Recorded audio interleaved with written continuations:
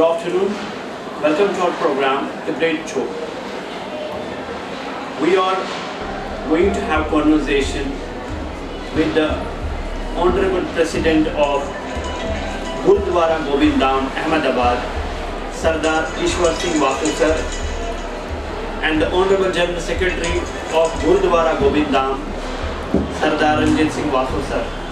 I am Dr. Mohammad Rafiq Faruqi, Editor-in-Chief, CA Media Group. Sir, आपको हमारे show में हम वेलकम करते हैं एंड वी आर थैंकफुल कि आपने इम्पोर्टेंट टाइम निकाल के हमारे साथ बात करने के लिए डिसीजन लिया है। सबसे पहले मैं सर आपको आपकी पर्सनालिटी, आपका इंट्रोडक्शन पूछना चाहता हूँ। मेरा जन्म अहमदाबाद गुजरात का है। हमारे पिताजी यहाँ 1920 में थे, तो पाकिस्तान हिंदुस्तान एक ही था, इंडिया कहते थे। तो हमारे पिता 1920 में आए थे और मेरा जन्म अहमदाबाद का है, 43 का। और मैं गुजराती मीडियम में पढ़ रहा हूँ, इंग्लिश पढ़ रहा हूँ। सरदार रंजीत सिंह वासु सर, आपसे मैं इंट्रोडक्शन लेना चाहता हूँ। मैं रणजीत सिंह वासु इस वक्त as a trustee and general secretary Gurudwara Govind Dham में सेवा दे रहा हूँ। I am born bought up in Ahmedabad and basically by education I am engineer and I have my own business. मैं इस संस्था में ऑलमोस्ट 27-28 साल से एज ए ट्रस्टी जहाँ सेवा दे रहा हूँ और समाज की सेवा में लगे हुए हैं। सर, जहाँ तक हम ऑर्गेनाइजेशन की बात करते हैं, आपकी जो ये प्रेस्टिजियस ऑर्गेनाइजेशन है वो सालों से काम करती है, तो वो सारी रेस्पॉन्सिबिलिटी आपके शोल्डर्स पे है। तो आपकी इस ऑर्गेनाइजेशन का विजन क्या है? साथ ही साथ ये भी बताइए हमें और व्यूअर्स को कि आप किस तरह से डिफरेंट प्रोजेक्ट या एक्टिविटी के लिए प्लान करते हैं, स्ट्रैटेजीज बनाते हैं। इसमें ऐसा है कि 94 में हमने ये गुरुद्वारा साहब की जगह ली थी। 94 में जगह लेके हमने 95 में छोटा गुरुद्वारा बना के प्रकाश करा। उसके बाद में भगवान की दया से सारी संगत ने सपोर्ट करा, सारी कौम वालों ने सपोर्ट करा और ये गुरुद्वारा बिल्डिंग खड़ी। एक गुरुद्वारे की बिल्डिंग में सबसे पहला रहता है कि जिसको भी ब्लड डोनेशन की जरूरत पड़ती है, गवर्नमेंट को अपील करती है कि हमारे पास ब्लड नहीं है या कोई तकलीफ है तो ब्लड के लिए सबसे पहले हम महीने साल में 2 दफा कैंप करते हैं। ब्लड कैंप के अंदर भी ये नहीं कि कोई कास्ट वाले का देते सबका रहते हैं, ऐसा नहीं कि ये कास्ट वाले हमारे लिए उसका नहीं। कोई भी मानव जाता है उसका ब्लड लिया है। यहाँ हर संडे में अंदर जो लंगर एवरेज 2 से 3 हज़ार आदमी आता है, जिसमें भी कोई जात पात नहीं है। जहाँ हम बैठे हमारे बगल में आके कोई भी आप भाई साहब बैठ सकते, लेडीज़ में लेडीज़ बैठ सकती है, जेंट्स में जेंट्स बैठ। जो कुछ हमारे लंगर की सेवा है वो सबके लिए है, इसमें कोई जात पात का नहीं है। क्योंकि ये गुरु नानक साहब जी ने लंगर चालू करा था 20 रुपये से, अच्छा 5 साल पहले, 500 साल पहले।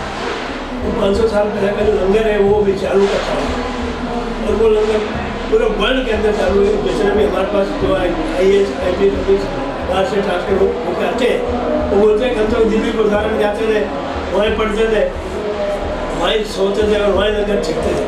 वो हर आदमी गुरुद्वारे का इंटरेस्ट है। वही बोलता है कि ऐसा है समाज के अंदर कहीं भी नहीं। आज हमारे समाज के अंदर आप कैनेडा चले जाओ, लंदन जाओ, अमेरिका जाओ, ऑस्ट्रेलिया जाओ, सब जगह गुरुद्वारे हैं। सब जगह गुरुद्वारे के रूम भी है, जो रूम के अंदर कोई भी कास्ट का आदमी आता है स्टडी के लिए, उसको 3 महीने के लिए रूम और लंगर दिया जाता है फ्री, जिसका कोई चार्ज नहीं है। और गुरुद्वारे में हर जगह मेडिकल भी है, जो अर्जेंट डॉक्टर की जरूरत पड़ता है डॉक्टर नहीं है। अब हमारे यहाँ भी डॉक्टर आता है हर संडे, पर डे नहीं। एक दूसरा कसरत वाला का काम करते हैं, जो मतलब कि वो आज 5 लोग तक वो है फिजियोथेरेपी वाला भी है, वो भी हर संडे लगभग सुबह 9 से लेके शाम को 3-4 बजे तक, वो भी बिना सप्लीमेंट में कोई जात पात नहीं है, no charge, free, absolute free. और उसकी मशीनें लगभग 5 से 6 लाख की आई, वो भी डोनेशन में। तो यहाँ भगवान की दया है, अल्लाह की मेहरबानी है, हम अपील करते हैं तो डोनेशन हमको मिल जाता है, और डोनेशन सर्व समाज के लिए है, सिर्फ सिखों के लिए नहीं है। अब आ गया कोरोना के अंदर हमारे पास जितनी सेवा हो सकी, जितनी हमारे पास सेवा हो सकी, हमने फुल सेवा करी है। उसमें भी हमने जात पात नहीं देखा है। यहाँ लंगर बनता था, जो गरीबों को घर में लंगर नहीं बना सकते, रोटी नहीं बना सकते, उनको हम यहाँ से पार्सल बेचते थे। जिनको कच्चा मटर चाहिए, जैसे गेहूँ है, चावल है, शक्कर है, तेल है, वो भी हम बांटते थे। कोई दे जाए तो ठीक है, नहीं तो गुरुद्वारे के पैसे से बांटते। उसमें भी हमको कोई जात पात नहीं, हम जात पात को मानते नहीं, कि गुरु नानक देव जी ने कहा है सब एक ही है और एक ही। उसमें हिंदू मुसलमान का भेद तो अपन ने डाला है, वो हिंदू मुसलमान का भेद या जात पात अपन ने डाला है, कोई भगवानों ने किसी ने नहीं डाला। अल्लाह ने ये नहीं बोला कि तुम मस्जिद में मत जाओ हमको, और आपको ऐसा नहीं बोला कि गुरुद्वारे में नहीं जाओ। जैसे करतारपुर में गुरुद्वारा है, जहाँ गुरु नानक देव जी ने पाकिस्तान श्वास छोड़े, वहाँ आप जाओ तो देखो यहाँ कब्रिस्तान भी है, कभी गए तो देखा मैं जाके, यहाँ कब्रिस्तान है। और वहाँ हिंदुओं ने बोला हमारा गुरु है, तो गुरु जी ने क्या किया था, गुरु जी शरीर नहीं मिला, तो चादर के 2 हिस्से किए, चादर के 2 हिस्से करके मुसलमानों ने कब्रिस्तान बना दी, और जो हिंदू भाई थे उन्होंने संस्कार किया। तो हमारे धर्म तो किसी का भी ये नहीं बोलता कि आप पाप करो या किसी पे अन्याय करो। हम लोग स्वार्थी लोग हैं, और बातों में आके किसी से झगड़ा करते हैं, अन्याय करते हैं स्वास्थ्य। Sir, would you put some light on the organization activities? Sir, as an organisation हमारा गुरुद्वारा 1994 में स्थापित किया गया। Right from beginning we are trustees in gurdwara. हमारा मेन मोटो जो सिख धर्म को लेकर है कि हम धार्मिक संस्था को गुरुद्वारा से हम सबको मतलब गुरु से जोड़े। जो हमारी गुरुओं ने प्रथा की है, लंगर प्रथा, वो चलाएं। फाइनेंशियली, सोशली और कहीं पर भी समाज को ज़रूरत पड़ती है, अगर वो सिख है या नहीं है, तो उनको हेल्प करें, मेडिकली हेल्प करें। एक जहाँ पर ज़रूरत पड़ती है तो वहाँ पर मतलब फाइनेंशियल भी हेल्प करते हैं, किसी को एजुकेशन ज़रूरत पड़ती है तो फीस की हेल्प करते हैं। तो वो जो हमारे धर्म में सिखाया गया है हमको, वही हम उसको पालन करते हुए इस संस्था में हर तरीके की मानवता को लेकर हेल्प भी कर रहे हैं और संस्था को आगे बढ़ाने की कोशिश कर रहे हैं, ताकि समाज में उस चीज़ को हमारे जो गुरुओं ने संदेश दिया है वो आगे फैले। प्रेसिडेंट साहब ने एक बात कही, बहुत इम्पोर्टेंट बात जी, कि उन्होंने कहा कि जब भी ऑर्गेनाइजेशन को डोनेशन वगैरह की ज़रूरत पड़ती है तो डिफरेंट कास्ट क्रीड हमें डोनेट करते हैं।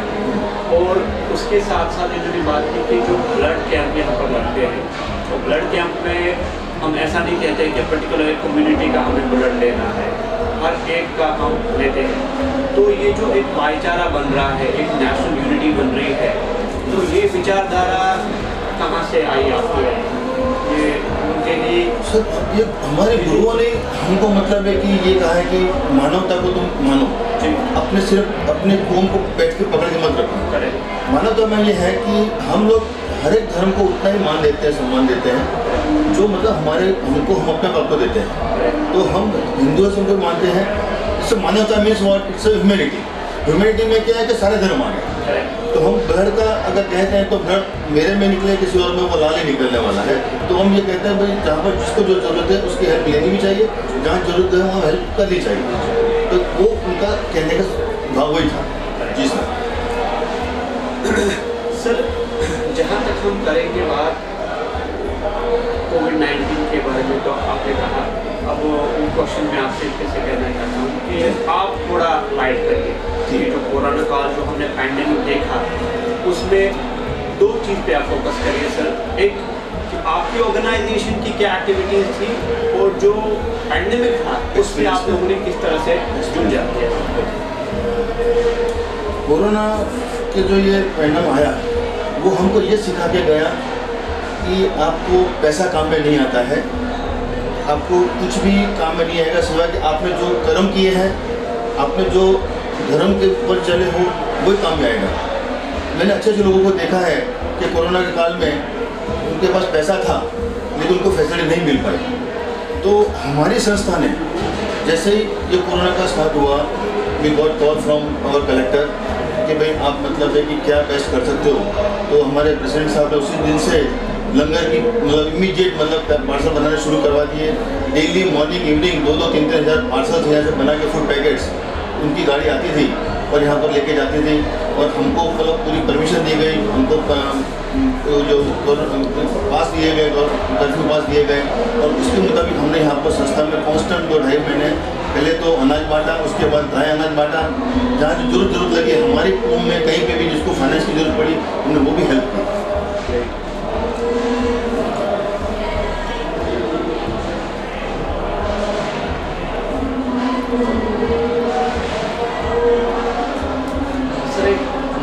इम्पोर्टेंट क्वेश्चन मैं आपसे पूछने के लिए जा रहा हूँ।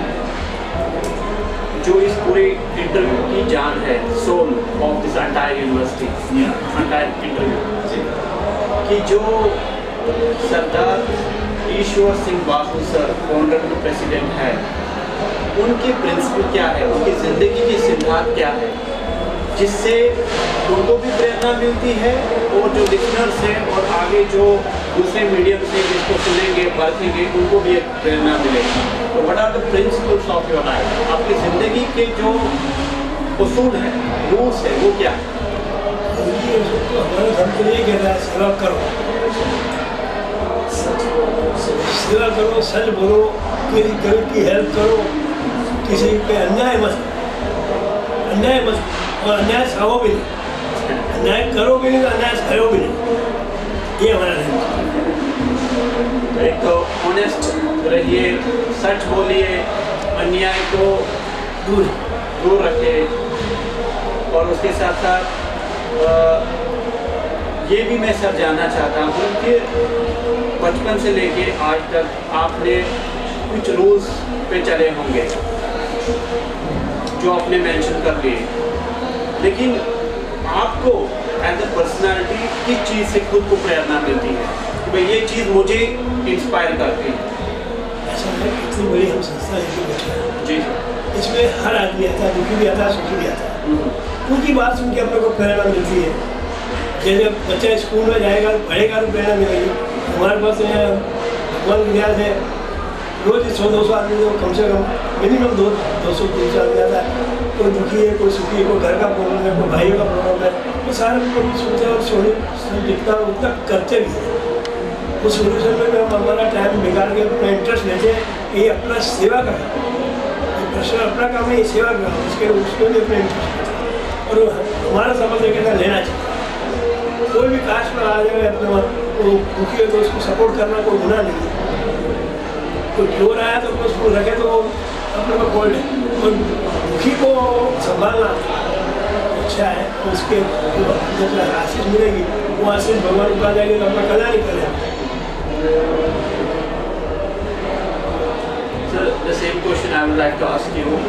What are the principles of your life? ऐसा है कि मैं मेरे अगर प्रिंसिपल की बात करता हूँ तो आई बिलीव इन ऑनेस्टी। मैं उस चीज़ को पकड़ के रखता हूँ। हो सके अपनी सच्चाई पे चलो, अपने असूलों को पकड़ के रखो, जो अपने दिल में दृढ़ निश्चय बना के रखा है उसको पकड़ के रखो। हो सकता है सामने वाला आपको मतलब है कि क्रॉस करने की कोशिश करे या गिराने की कोशिश करे, उसमें तुम्हारा कैरेक्टर भी आ गया, तुम्हारे फाइनेंशियल पोजीशन भी आ गई। तो हम उस चीज़ को होल्ड करके रखना है, चाहे हमको सामने वाला कितना भी लालच देता है। हम अपने असूल को पकड़ के रखेंगे तो हमको कोई गिरा नहीं सकेगा। और कुछ हमारे गुरुओं ने हमसे जो संदेशा मिला है, हमको जो प्रेरणा मिली है हमारे गुरुओं के संदेशों से, हम उस चीज़ को पकड़ के चलते हैं ताकि हम कहीं भी नीचे ना गिरें और आगे लाइफ में बढ़ते हैं, किसी को हेल्प करते हैं और उस चीज़ को हम आगे बढ़ाते हैं। ये मेरा असूल है। सर, जहाँ तक सिख रिलीजन है, सिखिज़म जो एक बहुत इम्पोर्टेंट रिलीजन है हमारे भारत में, मैंने बहुत बार देखा है कि तो कुछ लोग मजबूरी की वजह से या किसी को आदत है भीख मांगते हैं। तो मेरे सिखिज्म में आई थिंक 0 रेशो होगा। भीख मांगेगा। हाँ, मैं अपना experience, I am sharing my experience. तो इसका मेन कारण क्या है सर? ये आप लोग बताइए। मैं जवाब आपको पहले दे चुका हूँ। जी, जी, मैं फिर रिपीट करता हूँ जी जी जी। कि हमारे गुरु नानक जी ने कहा जो है कि आप नाम जपो, कीर्त कमाई करो और वन छको। तो वो सिर्फ एक सेंटेंस को अगर बेस के चलते हैं हम लोग, तो हम तो कोई भीख मांगने की नौबत है कि चाहे वो सिख कौम का होगा या कोई और कौम का होगा। फर्स्ट इज कि तुम धर्म में बिलीव करो, नाम जपो। जो आदमी धार्मिक होगा वो कभी गलत रास्ते पे नहीं चलेगा। तो जो मतलब be religious, first thing is कि नाम जपो। नाम जपने का मतलब तुम्हारा माइंड जो है मन शांत रहेगा, तुम्हारा माइंड एक जगह रहेगा।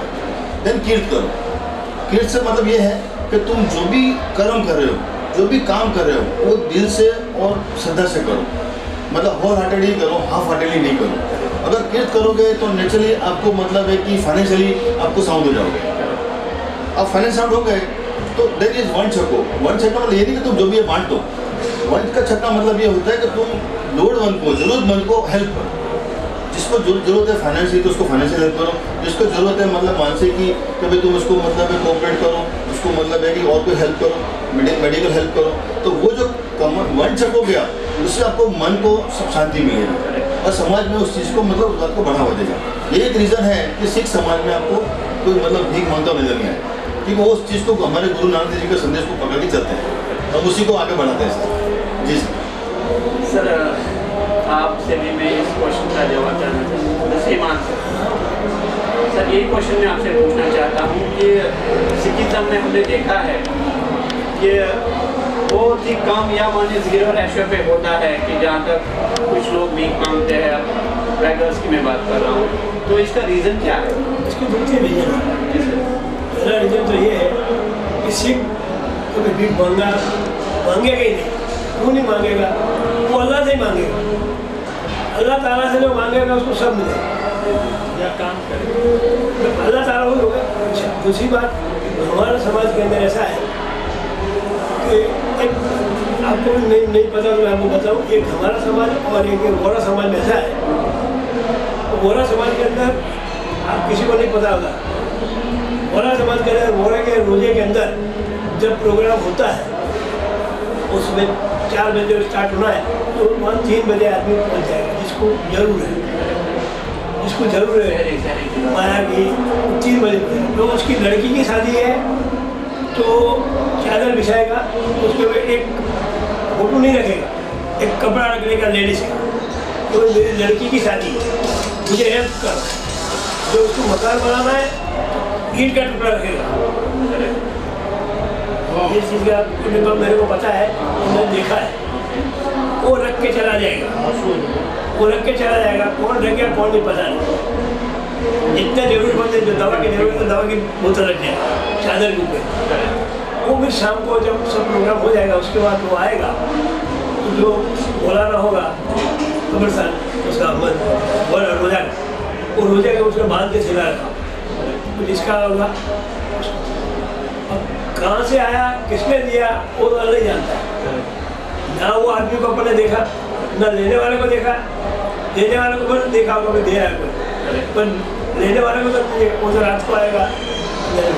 तो हमारा समाज भी ऐसा है, हमारे भाई लोग कोई भी एक्स्ट्रा ये नहीं कि हमारे सरदार के ऊपर हमारी एक आदत है कि हम किसी को देते हैं तो मुझे बात कर देते, बता के नहीं देंगे, बता के नहीं देना है। तो देना है किसी को मुट्ठी बांध के देना है। हमारा भाई समाज के अंदर एक आदमी था, ये भाई सिर्फ जानते पर मैं नाम नहीं दूंगा उसका। वो आदमी 60 पहले, आज से 65 साल पहले जिसके घर शादी होता ना लड़की की तो जाता था और बोल भाई मेरे लायक कुछ सेवा तो बोल। उस टाइम 2000-5000 की बड़ी कीमत थी 60 में। वो 2000-5000 दे, वो बोले नहीं मेरे को जरूर नहीं, तो शादी कर रहे बचे तो मेरे को दे जा, और नहीं बचे तो राम राम करना, मैं मांगू नहीं, फिर बल्कि तो देना नहीं मुझे। ऐसे भी लोग हैं और ऐसे लोग हैं तो दुनिया चल रही, तो दुनिया चल रही जो दे के भी मांगते भी नहीं है, बोलते भी नहीं कि मैंने किसी को दिया। हमारे में क्या है, आपको पहली बात है कि हर गुरुद्वारे में लंगर चालू है, जिसमें सिख आवे या कोई भी मतलब खाएंगे, जिस सिख को जरूर है वो जाके लंगर भी सकेगा, बोलेगा भाई मेरे को तकलीफ है, तो उसको राशन पानी भी दिया जाएगा, जो उसके घर में जाके मियाँ बीबी के जो भी 5-7 दिन 10 दिन बाद दूसरे गुरुद्वारे चला जाए तो उसको मिलता ही रहेगा। इसके लिए समाज में हमारे में ये मांगेगा आदमी कहीं नहीं मिलेगा, बहुत आगे बढ़ते हैं हम सर। एक और क्वेश्चन मैं आपसे पूछना चाहता हूँ। पहले तो मैं सर आपसे पूछूंगा कि सर से कि भविष्य में फ्यूचर में ऐसे कौन से प्रोजेक्ट्स हैं एजुकेशन के बगैर, हेल्थ केयर के बगैर, जिन पे आप काम करना चाहते हैं? संस्था से जुड़े हुए हैं या इंडिविजुअल? जी सर, संस्था से। संस्था से जुड़े हुए ऐसा है कि हम लोग मतलब कि जो फ्यूचर प्लानिंग है along with the gurdwara, we are planning for community hall and the best is for the education school। जो हम लोग कमिंग प्रोजेक्ट्स जो है हम उसको ज़्यादा फोकस करना चाहते हैं कि एजुकेशन इज मस्ट, बहुत ज़रूरी है। और कुछ हमारे समाज में हमको यहाँ पर थोड़ा कम्युनिटी हॉल का कुछ कमी महसूस हो रही है, तो हम लोग कम्युनिटी हॉल बनाना चाहते हैं। और project is the new coming in the school, कि जो एजुकेशन, जो बच्चों को मतलब एजुकेशन करके लाना बहुत जरूरी है। सर यहाँ पर मैं आपको भी अपडेट करना चाहता हूँ और व्यूवर्स को भी बताना चाहता हूँ कि जो गुरुद्वारा गोविंद धाम अहमदाबाद में ये ऑर्गेनाइजेशन है, इसको किसी परिचय की ज़रूरत नहीं है, इसको किसी रिकॉग्निशन की ज़रूरत नहीं है।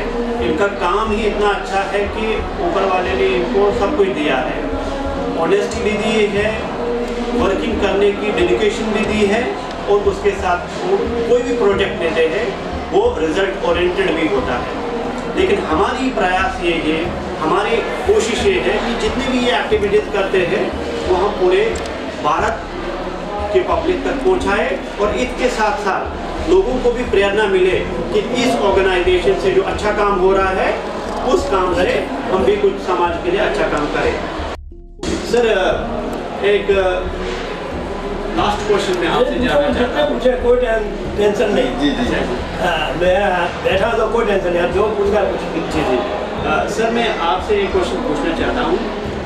हमारा जो भारत देश है, जो भी इस इंटरव्यू को पढ़ेंगे या देखेंगे, तो ये पूरे भारत के लोगों के लिए आपका क्या संदेश है, आपका मैसेज क्या है? मेरा तो भारत को भी एक संदेश है, सदा भगवान से प्रार्थना करता हूँ सबको सुखी रखें और देश को सुखी रखें। आपस में हम राजकारण के बाजू में आके लड़े मरे नहीं, यही मेरा है। तो आपस में जो हमको राजकारण लड़ाएगी तो हम क्या करें? आपस में लड़ेंगे। तो मैं भगवान द्वारा ये प्रार्थना करूँगा कि राजकारण वालों को सुनिधि दे और हमको भी दे। What's the message from your side for the people of India? In fact, for the whole world. Okay sir, मेरा मैसेज वर्ल्ड को ये है कि आप जो भी कुछ करो अपनी लाइफ में, अपने हसूलों पर चलो, stick to your rules and regulations. जिस भी धर्म का बिलोंग करते हो उस धर्म को आप पूरा निभाएं, हाफ हार्टेडली नहीं निभाएं। अच्छे कर्म करिए ताकि मानवता को आगे मतलब एक कोऑपरेशन मिले, आपस में प्यार बांटते रहो। किसी धर्म में ये नहीं लिखा है कि मतलब है कि किसी से नफरत करो, तो इवन बाइबल में ये लिखा है कि आप आपस में प्यार बांटो। लव योरसेल्फ, जितना आप अपने आप को प्यार करते हो तो लोगों से प्यार करिए, और वही चीज़ आगे आपको मतलब है शांति और सही मार्ग पे ले जाएगी। Honorable President of Gurudwara Govind Dham Ahmedabad, Sardar Ishwar Singh Vasu sir, and the Honorable General Secretary Sardar Ranjit Singh Vasu sir. Thank you so much for joining us. Thank you.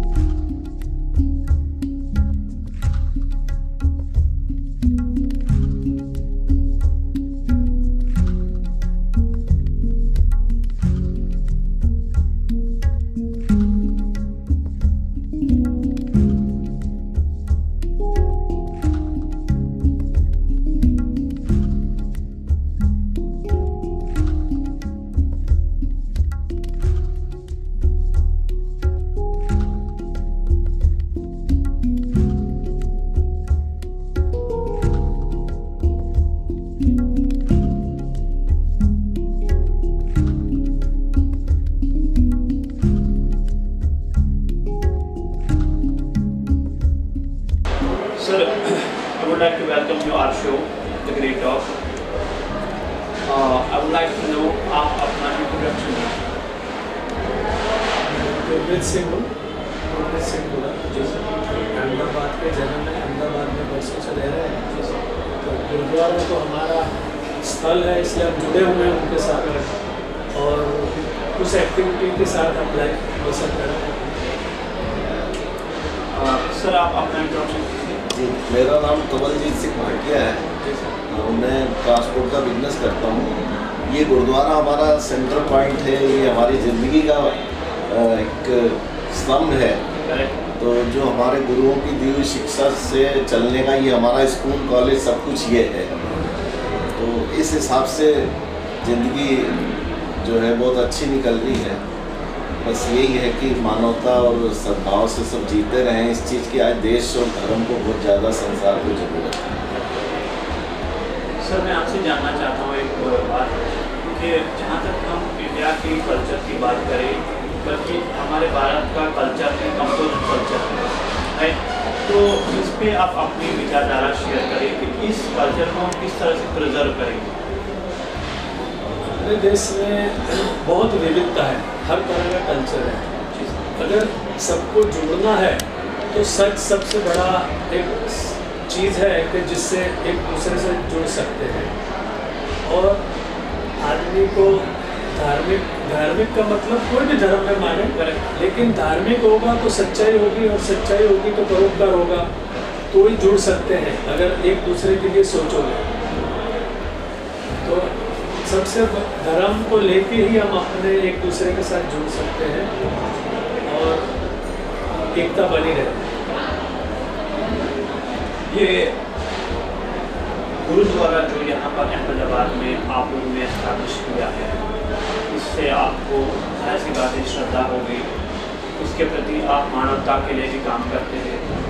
Sir मैं आपसे ये जानना चाहता हूँ कि ये तो हमने जाना कि ये श्रद्धा आपको अपने धर्म से मिलती है, गुरु ग्रंथ साहिब से मिलती है, लेकिन जो आज की नई जनरेशन है, मैं खाली न्यू जनरेशन सिखिज़म रिलीजन की बात नहीं कर रहा हूँ, मैं बाकी रिलीजन की भी बात कर रहा हूँ, तो उसके प्रति आप किस तरह से कोई प्रोग्राम करते हैं या काउंसलिंग करते हैं ताकि लोगों को क्या मिले कि भाई इस ऑर्गेनाइजेशन, जैसे प्रेसिडेंट साहब ने कहा, जनरल सेक्रेटरी साहब ने कहा कि ये ऑर्गेनाइजेशन सिर्फ सिखों के लिए नहीं है, यहाँ पर आपको लंगर में नॉन सिख ज़्यादा मिलेंगे एज कम्पेयर टू सिख।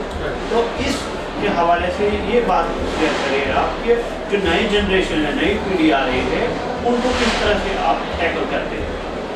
हमारे बुजुर्ग भी गुरुद्वारे पे या इस तरह से जुड़ के ही जो चला रहे थे, हम भी उसी तरह से चले। हम भी नवी जनरेशन को भी यही है कि धर्म और सच्चाई के साथ जुड़े रहेंगे तो ही वो एक दूसरे की हेल्प कर सकेंगे या एक दूसरे को जोड़ सकेंगे। अगर जिसमें धर्म नहीं है तो वो आपस में जुड़ भी नहीं सकेगा, सब स्वार्थ बना रहेगा। जब तक एक दूसरों की हेल्प करने की भावना वो धर्म से ही मिलेगी, जो हमारे गुरु कह गए हैं उस धर्म से ही हम ये चला रहे हैं, और आगे की जनरेशन को भी इसी तरह जुड़ा रहना चाहिए। अगर धर्म से नहीं जुड़ते तो आदमी किसी से नहीं जुड़ सकते। जो कि अच्छी बात कही आपने, धर्म के प्रति इंसान लगाव रखे तो कोई सच्चाई आएगी और कोई आदमी एक दूसरे के लिए सोचेगा। जिसमें सच्चाई नहीं है तो आदमी जीरो है। बहुत सही बात कही आपने। सर मैं आपसे जानना चाहता हूँ, कोविड-19 में प्रेसिडेंट साहब ने भी कहा कि कलेक्टर साहब की तरफ से भी हमें कॉल आया था सेवा के लिए या बाकी चीज़ के लिए। बहुत काम तो आपने किया ही, लेकिन हमें कुछ ऐसे 2-3 पॉइंट्स बताइए जिसमें आपको कठिनाइयों का सामना करना पड़ा। सेवा तो आपने दी, लेकिन उस सेवा के पीछे दर्द भी छुपा है, एक हार्डवर्क छुपी है, उसको आप थोड़ा हाईलाइट करेंगे। बिल्कुल, जब शुरू में ये काम स्टार्ट किया तो हमारे प्रबंधकों को और यहाँ के सब कार्यकर्ताओं को काफ़ी मुश्किलों का सामना भी करना पड़ा, क्योंकि कई जगह पर उन्हें जाने आने की दिक्कत होती थी। इमीडिएट तो कोई फ़ोटो या कोई कागज़ मिले नहीं उन लोगों को गवर्नमेंट की तरफ से, तो सब मौखिक भी काफ़ी कुछ हो रहा था। फिर सामान लाना करना वो भी थोड़ी चैलेंज वाली बात थी, सब कुछ अवेलेबिलिटी उसकी। फिर भी लोगों ने काफ़ी हिम्मत की, यहाँ की कमेटी ने और सभी लोगों ने, और किसी भी तरह सब कुछ प्रोवाइड होता गया। और आके सेवा करना बनाना, वो भी उस टाइम ऐसी दिक्कत थी कि घर से कोई निकलता भी नहीं था, तो भी ये लोग अपना सब कुछ छोड़ के कैसे भी आके और यहाँ इतनी मेहनत से ये सब चीज़ें तैयार करते थे और उनके घर भी पहुँचाते थे। इवन हमारे समाज के कई लोगों ने ऑक्सीजन का लंगर भी लगाया। लोगों को खुद के लिए ऑक्सीजन नहीं मिल रहा था, उन लोगों ने कई बॉटल्स ऑक्सीजन कहीं से भी लेकर आए और उन लोगों में बांटी कैसे भी करके। तो इस तरीके से करने वाला ऊपर वाले की बहुत मेहरबानी रही कि वो हिम्मत देता रहा और ये सारा काम अच्छी तरह होता रहा। सर, आपसे मैं एक चीज़ जानना चाहता हूँ। आपने एक बहुत ही बेहतरीन बात की, एक नटशल में इतनी बड़ी बात करी आपने कि अगर इंसान धार्मिक होगा, रिलीजियस होगा तो सच्चाई होगी, और जब ये दोनों कंबाइन होंगे तो इंसान दूसरे इंसान के प्रति सद्भावना रखेगा, ठीक है ना।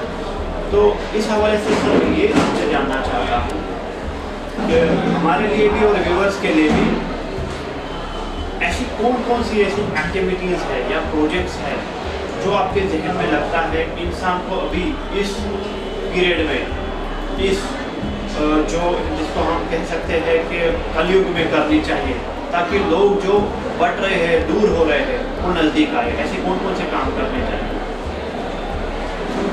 सेम चीज़ ही आएगी, रिलीजन और सच्चाई, एक दूसरे की मदद करना, ह्यूमैनिटी, सेम चीज़ ही लानी पड़ेगी सबको। चाहे वो न्यू जनरेशन है, न्यू जनरेशन ठीक है, अपने काम में बिजी है, पढ़ाई में बिजी है, लेकिन सबसे बड़ी बात है जीवन में अगर सच्चाई नहीं है तो उसका जीवन कुछ नहीं। अंत में आप लोगों से मैं जानना चाहता हूँ कि आपकी तरफ से भारत की जनता को बल्कि पूरे विश्व के लिए क्या संदेश है जिससे हमारे देश में या पूरे विश्व में अमन फैले, पीस फैले? आपका क्या संदेश है?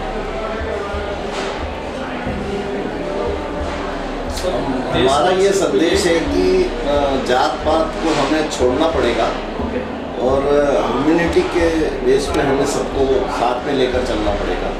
और जो हमारे बड़े नेता हैं या जो भी समाज के बड़े लोग हैं, उन्हें ये संदेश सबको देना पड़ेगा कि सब आओ साथ में मिल के चलें और जात पात छोड़ें, छोटे बड़े का फ़र्क छोड़ें और साथ में मिल के काम करें, सबका भला हो। इसी यही संदेश जो है इस पर काम करना पड़ेगा।